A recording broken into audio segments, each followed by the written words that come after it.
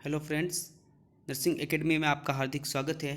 नोटसेट exam preparation के हिसाब से कुछ इंपॉर्टेंट पॉइंट जो अपन देख रहे थे प्रीवियस क्लासेस के अंदर, उसी को कंटिन्यू रखते हुए आज अपन पीडियाट्रिक के कुछ इंपॉर्टेंट बुलेट पॉइंट्स के बारे में देखेंगे।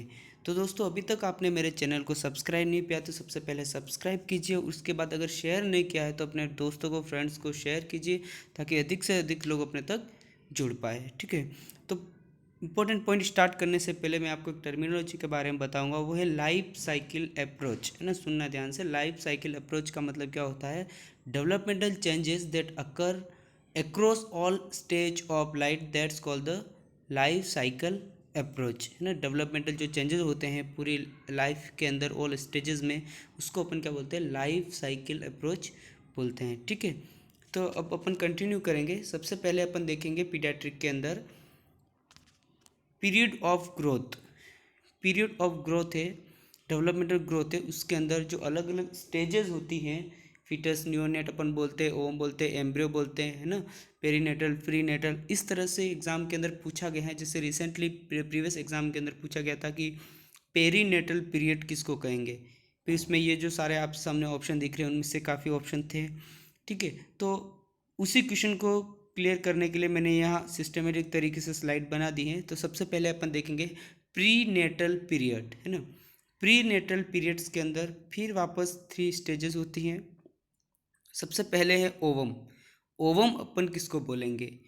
0 डेज, 0 डेज से लगा के 14 डेज के जो पीरियड होता है, कंसेप्शन टू 14 डेज, उसको अपन क्या कहेंगे? ओवम कहेंगे। ठीक है, इसके बाद एम्ब्रियो किसको कहेंगे? एम्ब्रियो अपन 14 डेज से लगा के 8 वीक तक की जो एज होगी, उस कंसेप्शन को अपन क्या बोले, उस मटेरियल को अपन क्या बोलेंगे? एम्ब्रियो कहेंगे। ठीक है, इसके बाद में देखिए फ्रेंड्स, फीटस किसको बोलेंगे? 9th week to birth, ending of 8 week और 9 week starting 9 week to birth of the baby is called the fetus. उसको अपन क्या बोलेंगे?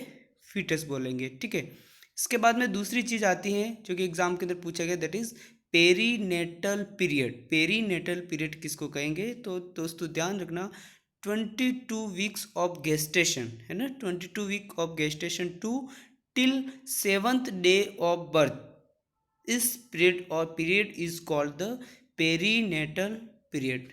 क्लियर हो गया? एक बार वापस देख लेना।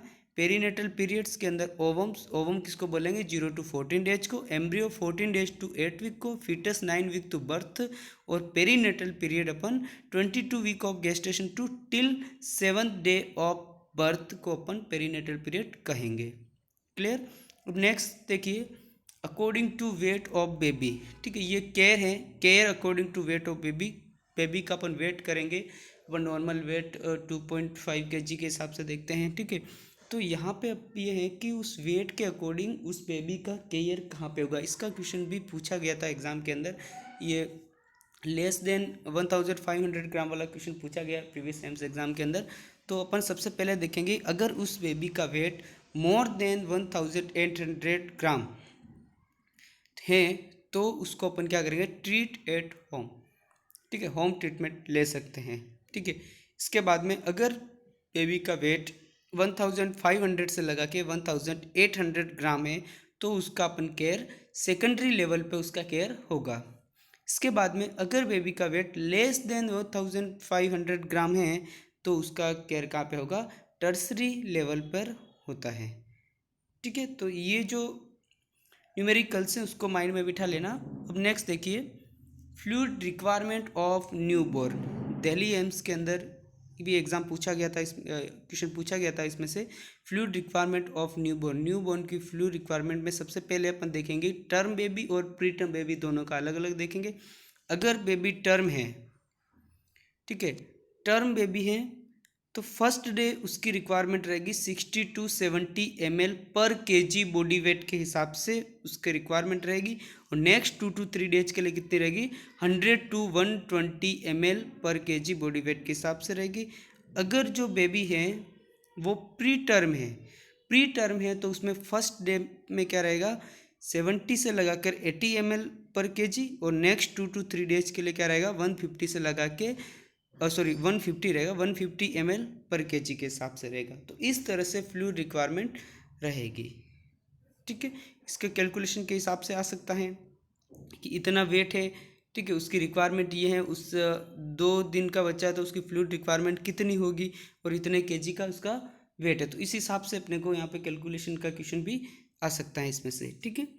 नेक्स्ट देखिए, टाइप्स ऑफ प्ले, बहुत इंपॉर्टेंट स्लाइड है ये, बहुत इंपॉर्टेंट, और इसमें से सबसे इंपॉर्टेंट है वो है टोडलर वाला, है ना, टोडलर। टाइप्स ऑफ प्ले के अंदर ये है कि अलग अलग एज जो डेवलपमेंटल स्टेजेस होती हैं उनके अंदर जो बच्चे होते हैं वो किस तरह का प्ले करते हैं, किस तरह का प्ले पसंद करते हैं। तो सबसे पहले देखिए इन्फेंट जो होते हैं वो सोलिटरी प्ले, सोलिटरी अलग, या फिर उसको ऑन लुकर कह सकते हैं, ऑन लुकर, ठीक है। इसके बाद एग्जाम के अंदर पूछा गया था कि इन्फेंट जो सोलिटरी प्ले करते हैं उससे क्या क्या होता है, क्या बेनिफिट होता है, या फिर प्ले का क्या बेनिफिट होता है। तो उसका simple answer, it provide the social development, ये सोशल डेवलपमेंट को प्रोवाइड करता है प्ले, ठीक है। तो इन्फेंट के अंदर सोलिटरी और ऑन लुकर आएगा।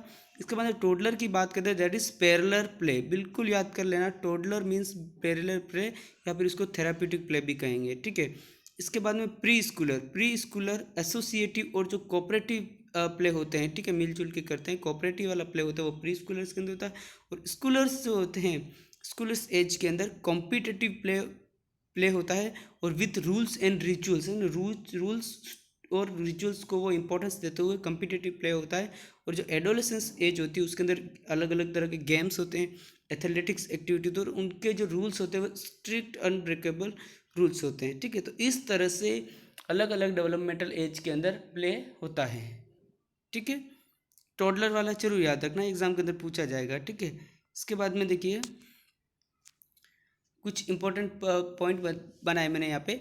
फर्स्ट देखिए, टीयर स्टार्ट टू अपियर, जो टीयर्स जो स्टार्ट होते हैं वो किस एज पे स्टार्ट होती है, that is 2 month of age पे टीयर स्टार्ट होते हैं, ठीक है। टीयर का अपियर होना डेवलपमेंटल हो सकते हैं, वो 2 मंथ ऑफ एज पे होते हैं, ठीक है।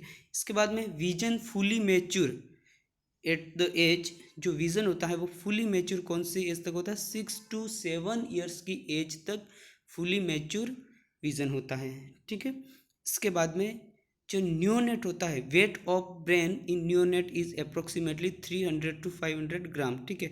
जो न्यूनेट होता है उसके जो ब्रेन का जो वेट होता है वो कितना होता है, 300 to 500 ग्राम होता है, ठीक है। इसके बाद में देखिए friends, newborn maturity rating scale, newborn की जो मैच्योरिटी रेटिंग स्केल होती है वो कौन सी होती है, न्यू बेलार्ड स्केल, कौन सी, न्यू बेलार्ड स्केल से न्यूबॉर्न की मैच्योरिटी रेटिंग्स पता कर सकते हैं या उसको मेजर कर सकते हैं, ठीक है। नेक्स्ट देखिए, evaluating infants physical condition at birth, जो फिजिकल कंडीशन होती है एट बर्थ पे, जैसे ही बर्थ होता है तो अपकार स्कोरिंग की जाती है, तो अपकार स्केल, ठीक है। इसके बाद में स्कोर सही रहेगा यहाँ पे, अपकार स्कोरिंग, ठीक है।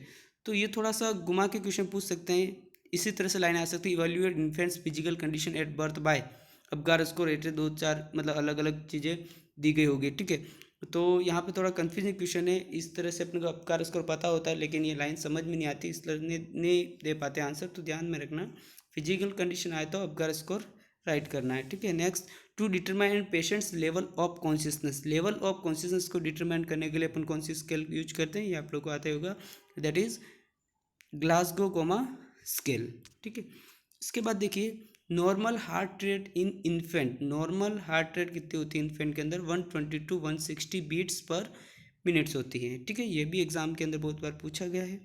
इसके बाद में first bath to newborn, first bath, newborn को फर्स्ट बाथ कब देना चाहिए, that is 48 to 72 hours after birth, 2 से 3 दिन बाद या 48 to 72 आवर्स बाद आफ्टर बर्थ फर्स्ट बात देते हैं, ठीक है। इसके बाद में average birth weight of a child according to Indian standard, that is 3 kg, ये चीज़ ध्यान रखना। अगर एग्जाम के अंदर ऐसा लिखा होता है कि average birth weight of a child according to Indian standard, that is 3 kg, right answer जाएगा, ठीक है। इसके बाद देखिए next 10th point, umbilical cord dry at 5th days, umbilical cord cutting के बाद में जो 5th डे पे वो ड्राई होती है और 7th डे पे क्या होती है, वो फाल होना स्टार्ट हो जाते हैं। और एक चीज़ ध्यान में रखनी बात यहाँ पे ये है कि 7 डे पे वो फाल होना स्टार्ट होती हैं, तो वो कौन से प्रोसेस द्वारा होती है? एसेप्टिक गैंग्रीन प्रोसेस, समझे ना। अम्बिलिकल कॉर्ड 5th डे पे ड्राई होना स्टार्ट होती है, 7 डे पे फाल होना स्टार्ट होती है, और वो किस प्रोसेस के द्वारा फाल होती है? एसेप्टिक गैंग्रीन प्रोसेस के द्वारा, ठीक है। इसके बाद में देखिए, most common cause of death in adolescent is accident. यह भी क्वेश्चन पूछा गया है कि मोस्ट कॉमन जो कोज है डेथ का एडोलेसेंस के अंदर, वो कौन सा है? एक्सीडेंट है, ठीक है। तो फ्रेंड्स, अभी और भी इम्पोर्टेंट क्वेश्चन है जो अपन नेक्स्ट वीडियो के अंदर देखेंगे। पीडियाट्रिक को ही मैं अभी कंटिन्यू करूँगा। तो सबसे पहले आप अधिक से अधिक लोगों को शेयर कीजिए और चैनल को सब्सक्राइब कीजिए। और आपको अगर कोई भी डाउट आता है तो सीधा अपना कमेंट बॉक्स में कमेंट लिखिए, ठीक है। Thank you so much. All the best for your exam.